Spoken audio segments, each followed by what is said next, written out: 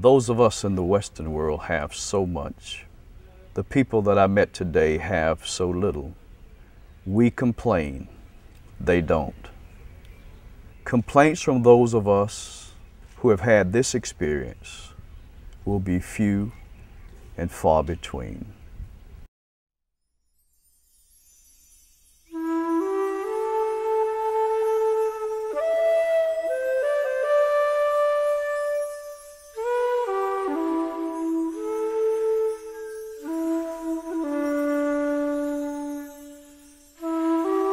When we arrived, the caregivers were lined up to greet us along with Mama and Papa Manuela. Not only did they have on their crisp visitation uniforms, but they also had smiles on their faces. We were greeted with hugs and handshakes. It was a thrilling experience. I felt as if I'd stepped into heaven. It was not heaven because of the scenery, but because of the beautiful singing of the angels. Somehow I knew the words and joined in their praises to God, although I did not know their language. Their joy was contagious, and we danced all the way to the Lapa.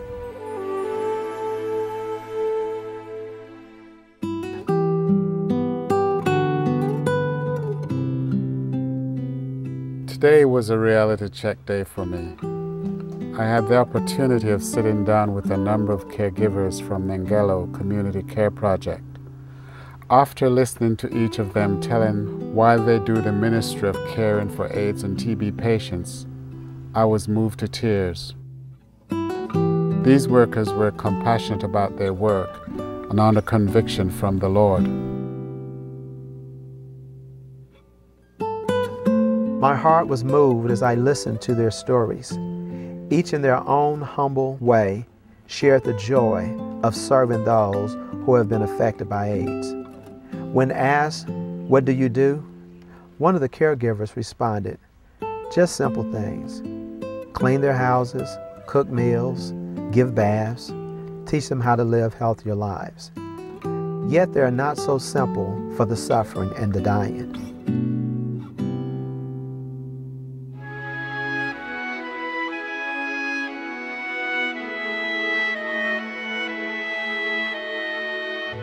The first visit was a lady lying immobile on the floor, in obvious pain, but longing for a human touch. You could hear the pain in little words she would utter. It was heart-wrenching. So much so that one of our team members left the room in tears. Her body was contracted. She could not walk and sat on a mat all day. The caregivers bathed her and swept her floor. Knots formed in my throat, and I could not bear to see this kind of suffering any longer.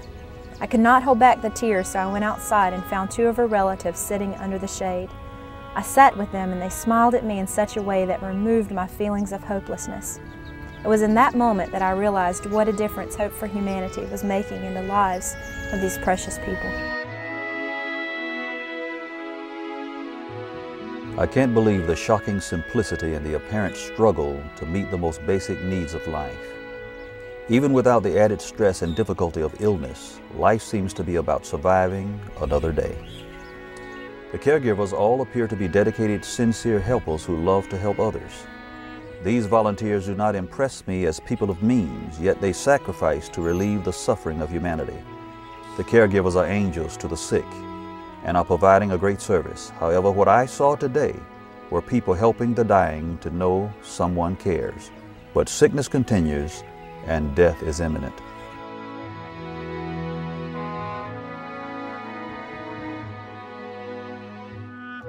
What is fascinating most about this Nhlengelo project is the character of the human spirit. How that in the midst of disease, despair, and dying, people can forge on. Moreover, how those individuals called caregivers can discourage disease, defy despair, and delay dying by angelic acts of compassion.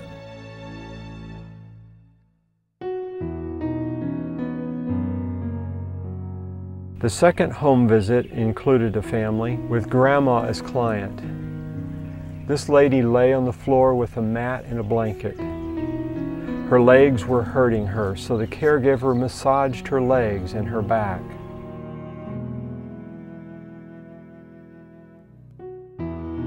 While providing assistance to a caregiver today, I had the privilege of washing one of the patient's feet. I felt as though we were having communion, and I was able to be of service because of my love for the Lord and this, His child. We prayed for healing after we had washed her feet. Only time will tell if God will choose to work a miracle on her behalf.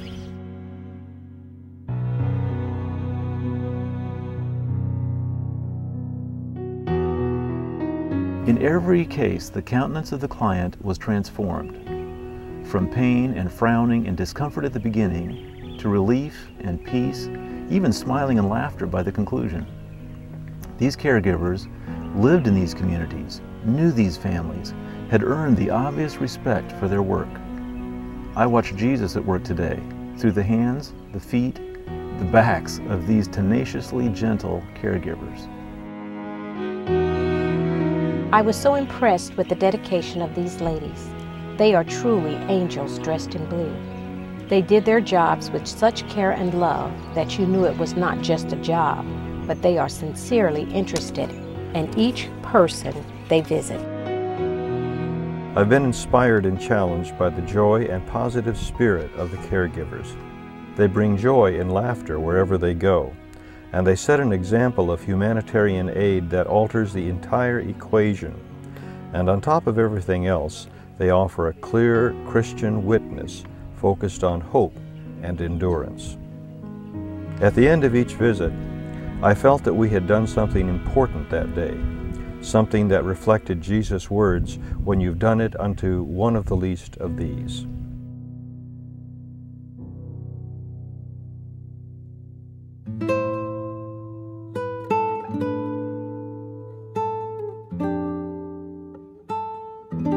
I found myself unexpectedly moved by visits today to 2 child-led homes. In each case, I was affected by the nobility of purpose I saw in these children. I felt as though I was invading their privacy, causing them to see their circumstances through my eyes, and yet I also saw them persistent in their dreams.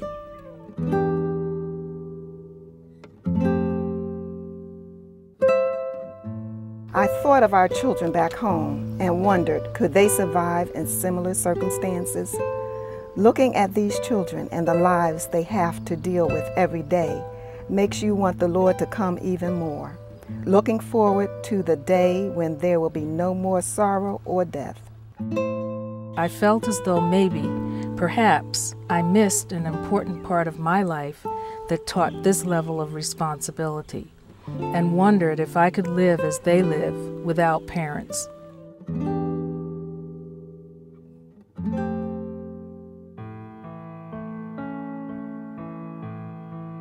We went to a second home, that of David, age 16, and Ranzu, age 13, and Temba, age 11.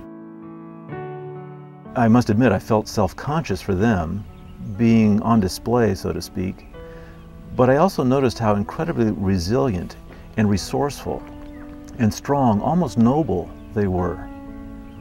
Yes, I think I noticed a deep sadness in their faces, perhaps in their eyes at times, and yet they look out for each other. I sensed a tender closeness among these 3 siblings. They had been dashed by the loss of their parents to AIDS, but they were still a family, and they were carrying on with courage, with no thought that they couldn't survive. The eldest girl, only in the 7th grade, had taken the role of mother. We walked to the outdoor kitchen. It was a small cement building covered by a tin roof. I watched as the girl swept ashes from the fireplace with a bundle of sticks. She laid the wood in a circular shape and put the container of water on top. The girl smiled sweetly at me, but her eyes revealed a deep pain I've never experienced. I wonder what they think of before they go to bed, what questions run through their minds. Where's my mom? Why has this happened to me? What will become of me? Will I eat tomorrow? Questions also run through my mind as I lay down to go to sleep. What can I do to help? How many children can I take home with me? Jesus, when are you coming?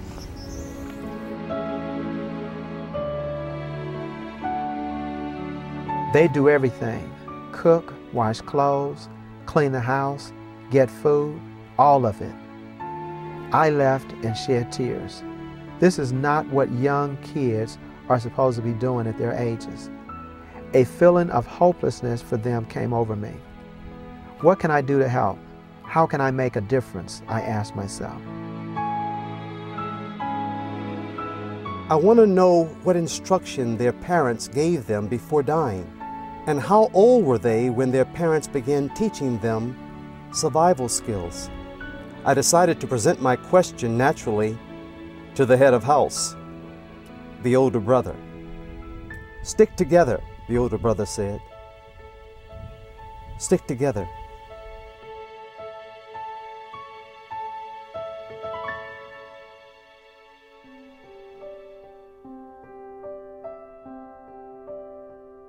The children are like our very own. They dream and hope for a better and brighter future. We spent the remainder of the afternoon visiting with them and playing games. They loved to have their pictures taken, so we took many pictures so we could let them see themselves. Simple joys bring them so much pleasure. They smile so much while their eyes are piercing and haunting. Children laughing, having fun, fancy step drill teams, a pickup game of soccer, children playing with grown-ups. Oh, this is great. For a brief moment, life actually appears normal.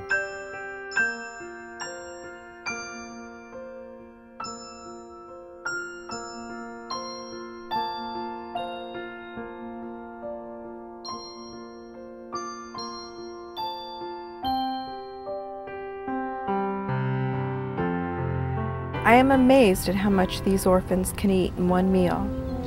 But when you only have food once a day, you learn to eat everything you are given without saying what you like or don't like. You always clean your plates. Once the plates are empty, each orphan washes their own plate and cup and returns them to the kitchen.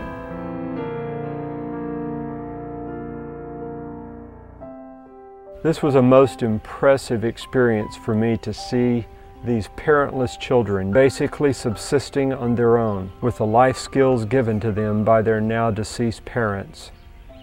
My heart went out to these young people and their loss, but yet we saw the resilience that they have demonstrated.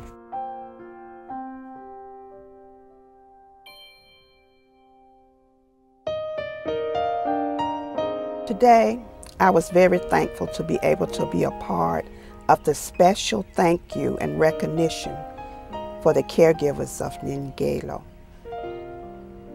A wonderful experience, one that I shall never forget all the days of my life.